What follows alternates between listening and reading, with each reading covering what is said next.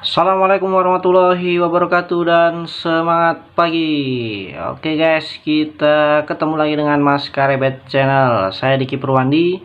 Pada kesempatan kali ini saya akan melanjutkan pembahasan kita terkait dengan PPM unit HD 785-7 Komatsu, sahabat-sahabat sekalian. Jadi pertemuan yang lalu kita sudah bahas tentang PPM engine menggunakan monitoring system. Nah, sekarang saya akan lanjutkan PPM-nya, yaitu PPM engine dengan aktual pengukuran dan hidrolik dan juga brake. Tentunya transmisi juga ya sahabat-sahabat sekalian. Oke, cekidot.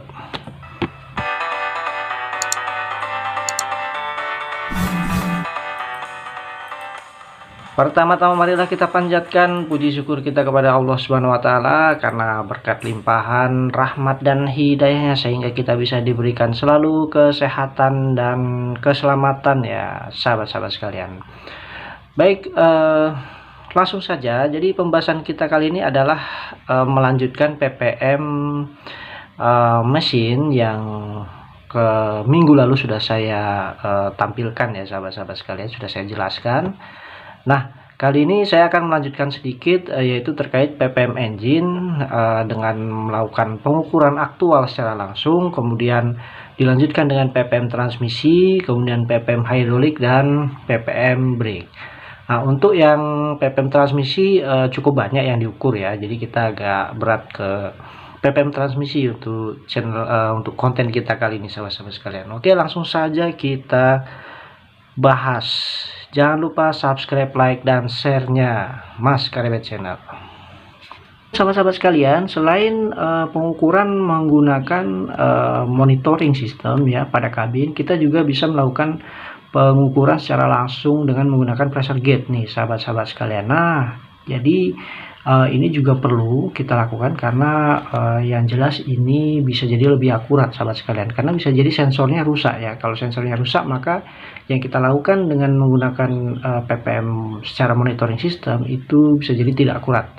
Nah, kalau kita udah melakukannya dengan langsung menggunakan pressure gauge ya, langsung manual ya, kita bisa lakukan perbandingan nih sahabat-sahabat sekalian ya. Jadi yang pertama adalah pengukuran oleh engine ya dengan spesifikasi yang seperti ada di layar.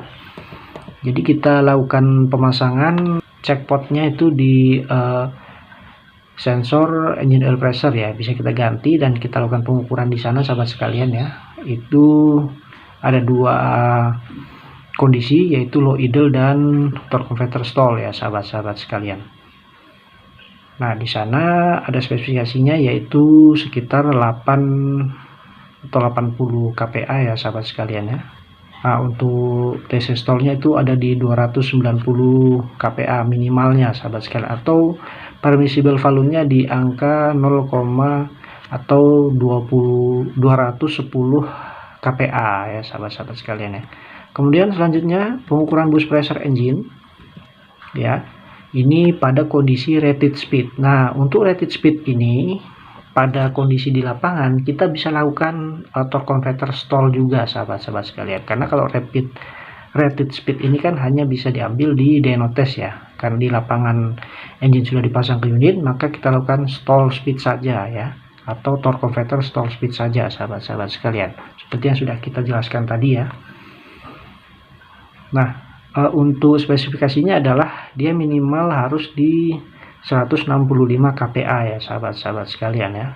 Dan kita lakukan pemasangan test potnya ya di titik yang ada pada gambar ya.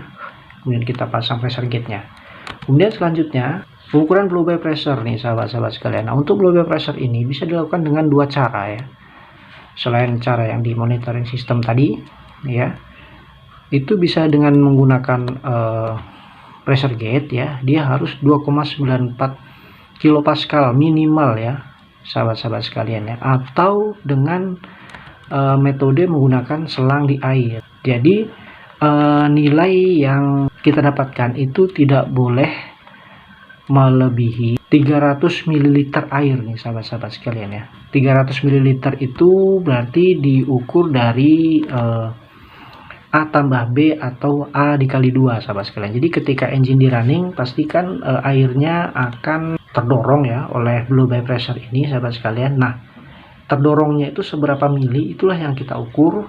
Kemudian jaraknya itu, nah kalau kita bisa lihat di sana itu jarak A ya, itu dikali 2, sahabat-sahabat sekalian. Itulah hasilnya. Itu tidak boleh melebihi, spesifikasinya adalah 300 mm ya. Kemudian sahabat-sahabat sekalian, kita melakukan pengukuran exhaust temperatur. Nah, bisa juga dilakukan dengan monitoring system, tapi biasanya sensornya sudah tidak terpasang lagi nih sahabat-sahabat sekalian. Jadi kita lakukan saja dengan ditembak dengan head gun ya, tidak boleh melebihi dari 750 derajat Celcius ya, sahabat-sahabat sekalian, untuk 4 posisi dari exhaust temperatur ini dalam kondisi stall speed ya, sahabat-sahabat sekalian, dan temperatur engine sudah tercapai. Kemudian kita juga lakukan pengecekan warna gas buang ya, sahabat-sahabat sekalian. Nah, indikasinya adalah untuk gas buang ini, yang pertama adalah jika dia black smoke, maka dia terlalu banyak fuel yang terbakar ya, bisa jadi injektornya. Kemudian blue smoke atau biasanya diindikasikan dengan terlalu banyak oli yang terbakar ya, biasanya ring pistonnya ini udah aus. Kemudian white smoke. White smoke ini biasanya itu adalah uap air ya, ada air yang terbakar di ruang bakar. Dan kemudian gray smoke atau seperti salju ya, mengepul, itu timingnya sudah lari atau timing offset nih, sahabat-sahabat sekalian. Kemudian kita lakukan juga pengecekan kebocoran pada pressure limiter ya, sahabat-sahabat sekalian ya. Nah, kita ganti dengan toolsnya untuk di output daripada pressure limiter ini. Kemudian kita running engine sekitar 1600 rpm. Nah, kita tadah outputnya itu di gelas ukur, itu hasilnya tidak boleh lebih dari 10 cc per menit, sahabat sekalian ya. Jika dia melebihi, maka kemungkinan pressure limiter kita ini udah jelek ya, perlu diganti, sahabat sekalian. Kemudian kita juga lakukan pengukuran injector leaks ya. Kita buka fuel return line ya. Kemudian kita ganti hose toolnya untuk pengukuran injector leaks. Jadi kita lakukan pengukuran ya, kita running engine seperti yang ada pada tabel. Dia tidak boleh melebihi nilai-nilai yang ada pada tabel ya, sesuai dengan matriksnya, sahabat-sahabat sekalian. Jika dia sudah melebihi ya daripada matriks yang saya tampilkan, itu ada kemungkinan injektor yang sudah tidak bagus lagi. Biasanya dia kencing atau dia loss ke return, sahabat sekalian. Nah, ini harus kita lakukan cut out setelahnya ya, untuk meyakinkan silinder mana yang jelek ya, sahabat-sahabat sekalian.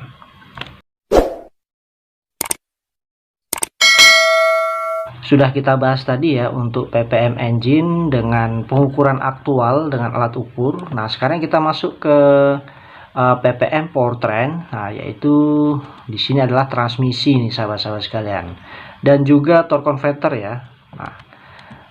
Jadi ada beberapa pengukuran, langsung saja kita bahas. Yang pertama adalah pengukuran tekanan main relief valve transmisi. Oke. Jadi yang harus kita pasang untuk test portnya itu di titik yang sudah saya tampilkan, sahabat sekalian, dengan spesifikasi yang ada di bawah, yaitu dia di angka 34 sampai 38 kg ya ketika high idle, kemudian netral, dan F1 sampai F3.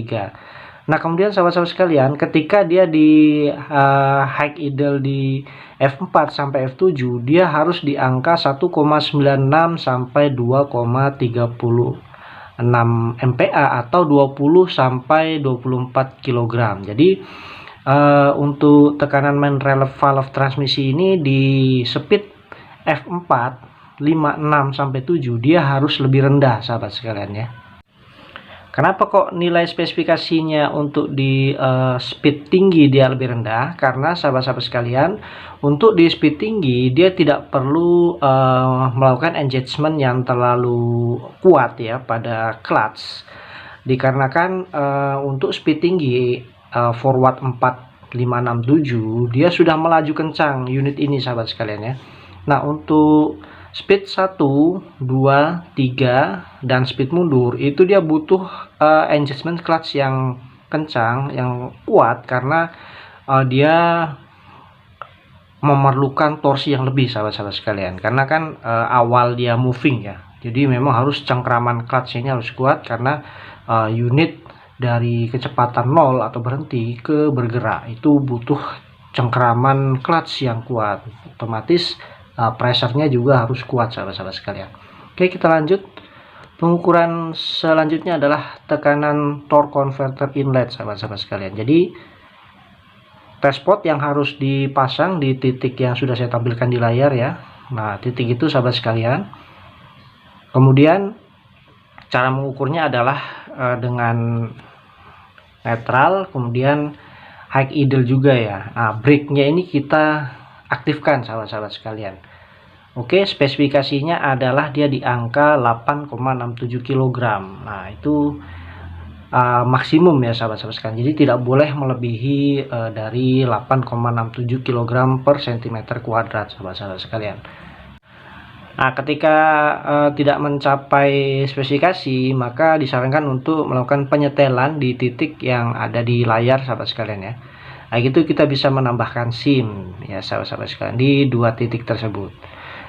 Untuk yang sebelah kiri itu adalah main rally valve ya, yang sebelah kanan itu adalah TC inlet ya sahabat-sahabat sekalian. Kemudian selanjutnya pengukuran torque converter outlet rally valve ya sahabat-sahabat sekalian. Untuk titik pengukurannya ya, test potnya kita pasang di sebelah kanan ya, sebelah kanan transmisi. Nah, kita lihat di sana sahabat sekalian.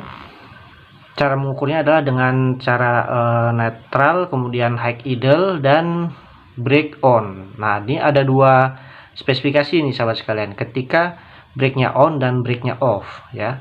Untuk pengukuran pada saat brake-nya kita aktifkan atau on, itu dia di angka spesifikasinya adalah 5 plus minus 0,41 kg per cm kuadrat. Kemudian ketika brake-nya tidak diaktifkan ya, hanya netral dan high idle saja, dia harus di angka 5,3 plus minus 0,71, agak naik sedikit ya. Satuannya kilogram per cm kuadrat sahabat-sahabat sekalian. Oke, kita lanjutkan lagi pengukuran lock up clutch ya. Nah, lock up clutch ini harus dilakukan dengan cara berjalan, yaitu unit harus mencapai kecepatan 10 km per jam sahabat-sahabat sekalian, maka lock up clutch ini akan aktif ya. Jadi yang diukur adalah di titik yang saya tampilkan di layar ya. Kemudian spesifikasinya adalah 15,5 kg per cm kuadrat sahabat-sahabat sekalian ya. Nah, kemudian pengukuran selanjutnya sahabat-sahabat sekalian yaitu pengukuran low clutch ya. Nah, caranya adalah dengan masuk F1 ya. Jadi kalau F1 ini tidak perlu bergerak unitnya, dipasang di titik yang saya tampilkan ya. Nah, spesifikasinya adalah 14,5 sampai 18,5 kg per cm kuadrat ya.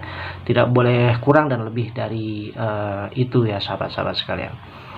Kemudian selanjutnya pengukuran tekanan high clutch ya sahabat-sahabat sekalian. Nah, untuk tekanan high clutch ini yang harus kita lakukan adalah dia unit harus sambil berjalan sahabat-sahabat sekalian. Pertama-tama kita pasang dulu ya test pot di titik yang sudah saya tampilkan ya.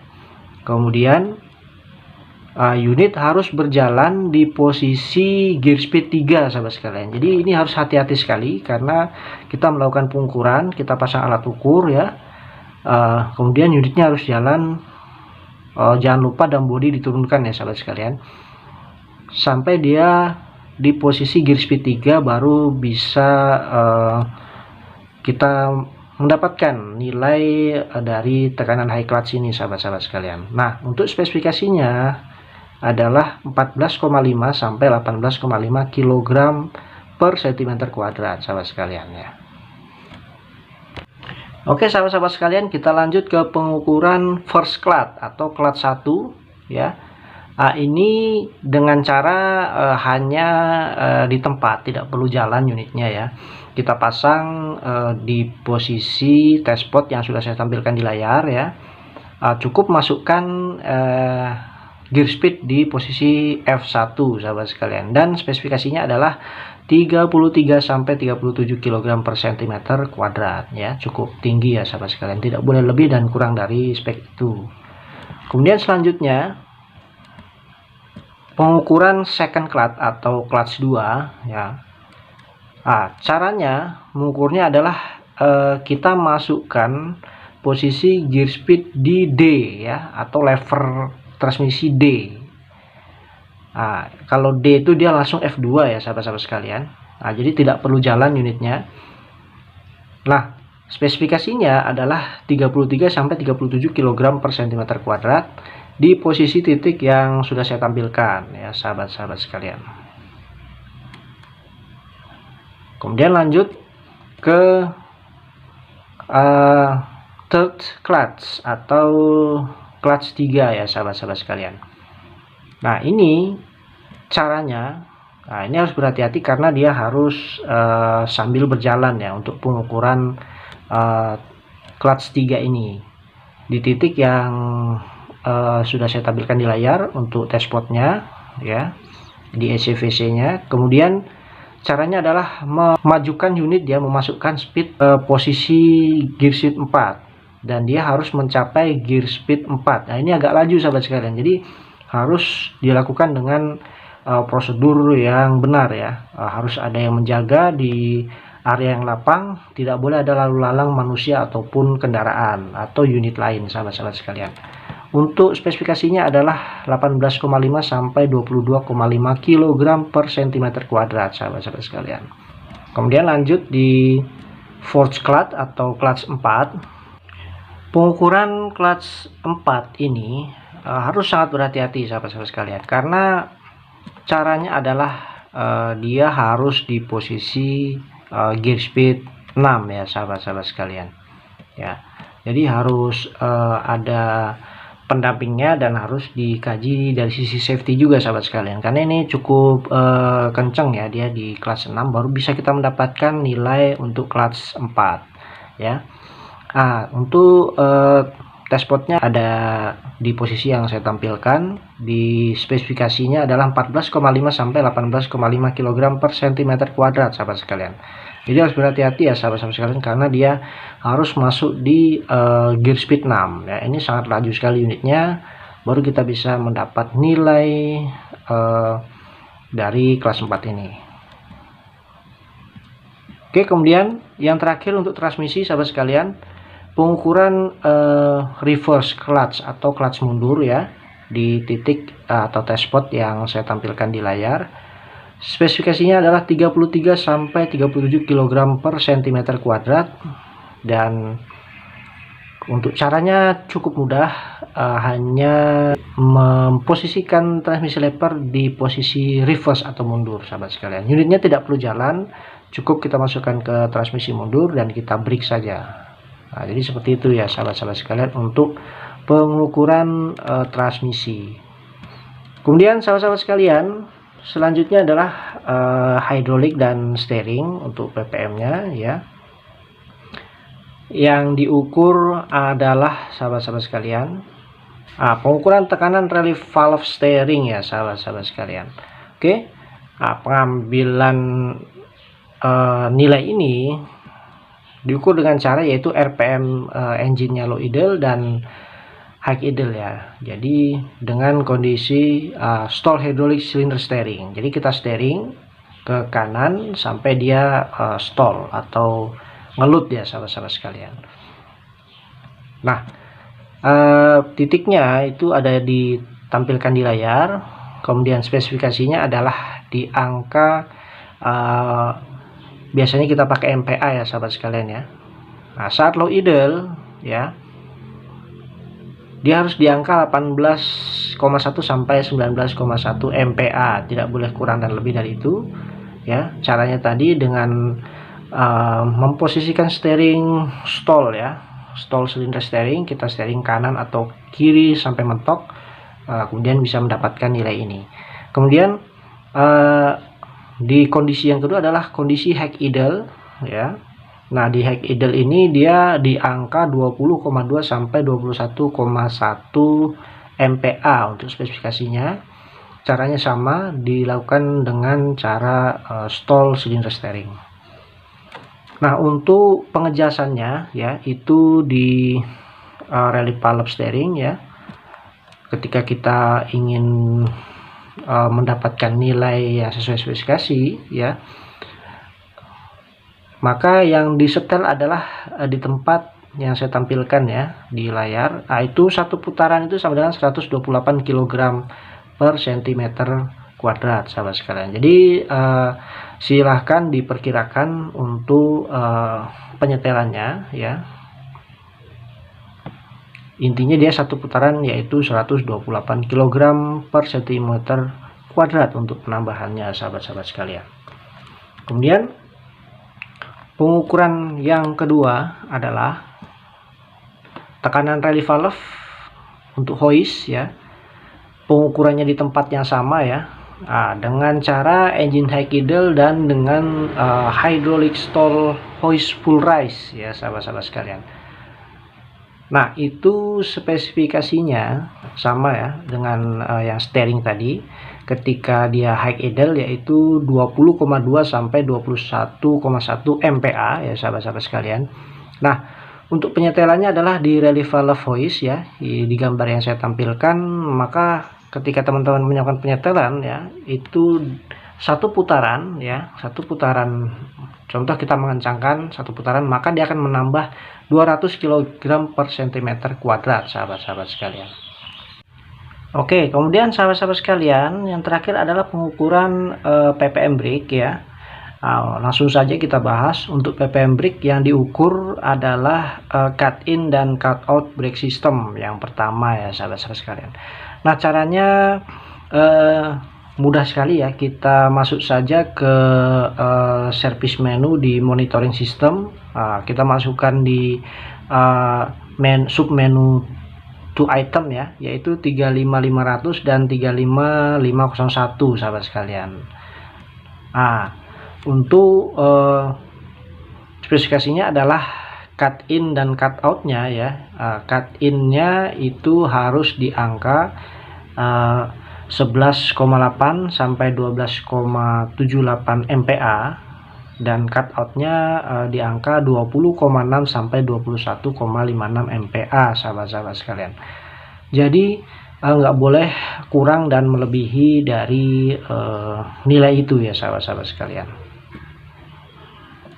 Kemudian selanjutnya kita lakukan pengukuran yaitu tekanan service brake pressure ya, dan retarder brake nih, sahabat-sahabat sekalian. Nah, untuk titik pengukurannya itu sudah saya tampilkan di layar ya, di titik 1 itu, sahabat sekalian.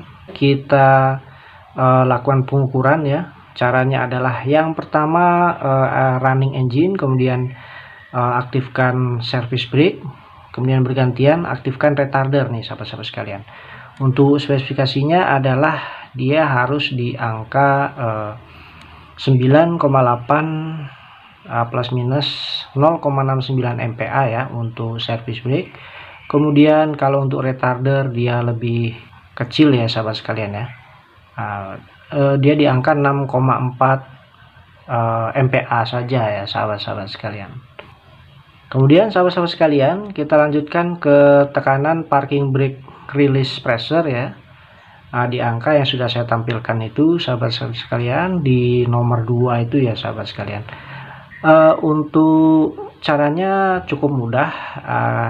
Kita tinggal aktifkan saja parking brake ya pada saat engine kita running ya. Nah, dia harus di angka 9,85 MPa, sahabat-sahabat sekalian ya. Kemudian yang terakhir yaitu pengecekan brake wear test ya. Cukup sederhana juga, kita cukup membuka plug di indikator brake wear test yang ada di final draft kiri dan kanan ya sahabat sekalian ya, di area housing brake. Nah, kita tinggal menekan saja root test brake ya. Jika dia sudah melebihi garis B ya, untuk root yang udah masuk ke dalam kita tekan. Jika udah melebihi garis B maka atau mendekati, maka brake untuk disc clutch-nya itu sudah dinyatakan aus sahabat-sahabat sekalian. Jadi harus direkomendasikan untuk rekondisi. Baik sahabat-sahabat sekalian, jadi demikianlah tata cara untuk PPM engine, transmisi, hidrolik, dan brake untuk HD 785-7 ya sahabat-sahabat sekalian. Nah, ini pasti sangat bermanfaat sekali bagi rekan-rekan yang di tempat kerjanya, yaitu membackup 785-7 HD Komatsu ini ya sahabat-sahabat sekalian. Nah, semoga bisa bermanfaat nih sahabat-sahabat sekalian. Oke, mohon di-share ke rekan-rekan teknisi kita yang lain ya, yang ada di seluruh pertambangan di seluruh Indonesia ini ya sahabat sekalian. Jangan lupa subscribe, like, dan share-nya. Saya Diki Purwandi. Jika ada kesalahan mohon maaf. Saya akhiri, wassalamualaikum warahmatullahi wabarakatuh.